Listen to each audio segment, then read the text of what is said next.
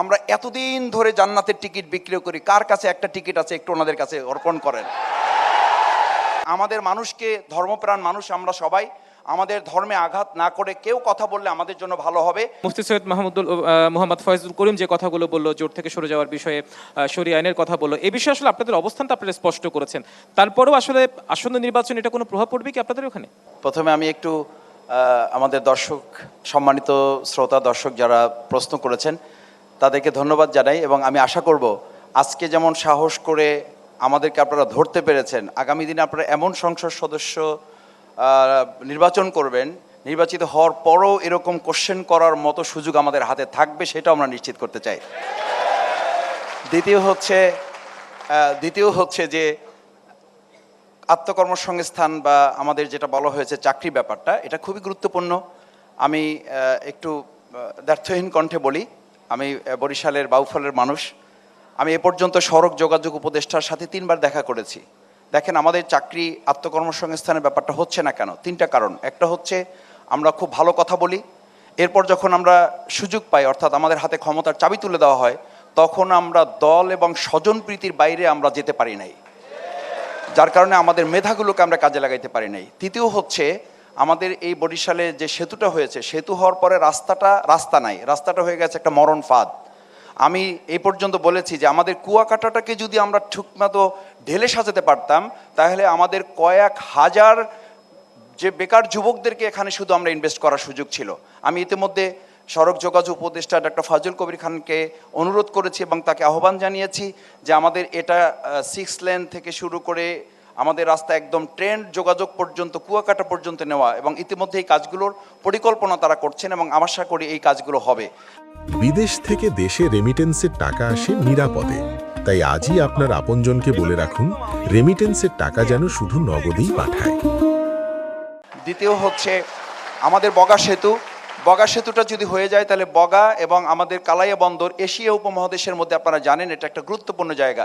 বগা সেতুর ব্যাপারে আমি তার সাথে 3 বার দেখা করেছি। লাস্ট যখন দেখা করেছি, তিনি আমাকে কথা দিয়েছেন, আমার সামনে সচিবকে ফোন করেছেন যে সেখানে ডিপিপির যে কাজ, সেই কাজটা চূড়ান্ত হয়েছে এবং আমরা আশা করছি খুব কম সময়ের মধ্যে বগা সেতুর আনুষ্ঠানিকতা শুরু হবে এবং বাউফলবাসী সহ আমাদের বরিশাল অঞ্চল উপকৃত হবে। প্রায় 22 লক্ষ মানুষ এটার দ্বারা উপকৃত হবে। আমি চেষ্টা করেছি সেটার জন্য, আমি আপনাদের দোয়া চাই। চতুর্থ হচ্ছে এখানে একটা প্রাসঙ্গিক আলোচনা, আমি মনে করি এটা প্রাসঙ্গিক ছিল না, তারপরে যেহেতু আলোচনা তুলেছেন, আমি আজকে এখানেই চ্যালেঞ্জ করি, এখানে কয়েক হাজার মানুষ আছেন, আমরা এতদিন ধরে জান্নাতের টিকিট বিক্রি করি, কার কাছে একটা টিকিট আছে একটু ওনাদের কাছে অর্পণ করেন। এতদিন ধরে জান্নাতের টিকিট যদি বিক্রি করি, তাহলে 2-1টা টিকিট তো পকেটে থাকার কথা। আমি বরং বলি জান্নাতের টিকিট যদি আমাদের কাছে থাকে, তাহলে আমাদের জান্নাতের টিকিটের আলোচনা, জান্নাত জাহান্নামের আলোচনা আছে বলেই আমাদের মধ্যে দলীয় কোন্দলে এখনো লোক মারা যায় নাই।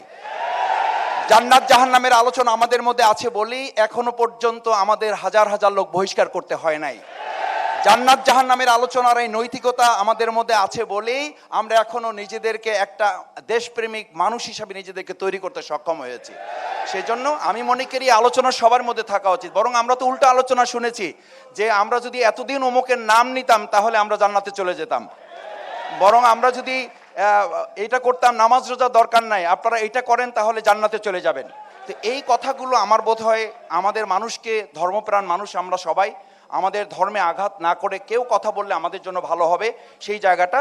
তৃতীয় হচ্ছে যে আজকে আমরা এখানে শ্রদ্ধেয় মেহমান আমাদের সৈয়দ মুফতি ফয়জুল করিম হাফেজাহুল্লাহ, উনি এসেছেন।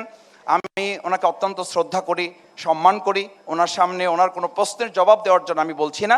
দেখেন, আমরা এক আছি এবং এক থাকার জন্য আমরা এই বরিশাল আসনে বাংলাদেশ জামাত ইসলামী এবং 11 দলীয় যে ঐক্য নির্বাচনী, সেই ঐক্যে ওনার প্রতি এবং ওনাদের দলের প্রতি সম্মান রেখে আমরা এই দলে আমাদের খুবই গুরুত্বপূর্ণ একজন কেন্দ্রীয় নেতা থাকা সত্ত্বেও তাকে আমরা এখান থেকে উইথড্র করে তার প্রতি আমরা শ্রদ্ধা রেখেছি। সুতরাং আমি মনে করি যে আমাদের মধ্যে নির্বাচনী ঐক্য এটা একটা বিষয়, আর আদর্শিকভাবে আমরা কাজ করে যাওয়া। আমি অনেক সময় বলি, আমাদের দেলোয়ার হোসেন সাইদি রাহেমাহুল্লাহ উনি বলতেন, ইলিশ মাছের দোকান যদি 2টা থাকে 4টা থাকে অসুবিধা তো নাই, আমরা মনে হয় না হয় সেই রাস্তায় একটু আছি, 4টা দোকান আমাদের এখনকার ক্রেতা যারা থাকবেন, ভোটার সম্মানিত যারা থাকবেন, তারা দেখবেন যদি মনে হয় যে না অমুক ইলিশ মাছটা একটু মোটা আছে, ডিম ছাড়া আছে, তেল ছাড়া আছে, গালি লাল আছে, এখনো পচে নাই, এই সব বিবেচনার ভার তাদের হাতে থাকলো, তারা যেটা ভালো মনে করবেন এই সুযোগটা আমাদের ভোটারগণ গ্রহণ করবেন। আমার তো মনে হয় তাতে অসুবিধা নাই। কিন্তু সেই ক্ষেত্রে কোনো ইলিশ মাছের দোকানদার যেন কোনো ইলিশ মাছের দোকানদারকে এটা না বলে যে আপনি দোকানদার না হয়ে বরং আপনি তো একজন কারসাজি করে আসছেন। বরং উভয় দোকানদারের মধ্যে যদি আমাদের সম্প্রীতি থাকে তাহলে ক্রেতাদের সাধারণ তাদের যে স্বাধীনতা সেটা অক্ষুণ্ণ থাকবে এবং সম্মান মর্যাদা নিয়ে আমরা সামনের দিকে দেশটাকে এগিয়ে নিয়ে যেতে পারবো। সেই জায়গায় আমি মনে করি এটা নিয়ে আমাদের বাদানুবাদ নিশ্চয়ই কিংবা থাকার কোনো স্পষ্ট সুযোগ হয়েছে। আছে আবুল বলে আমি নাসের মনে মোহাম্মদ করি না।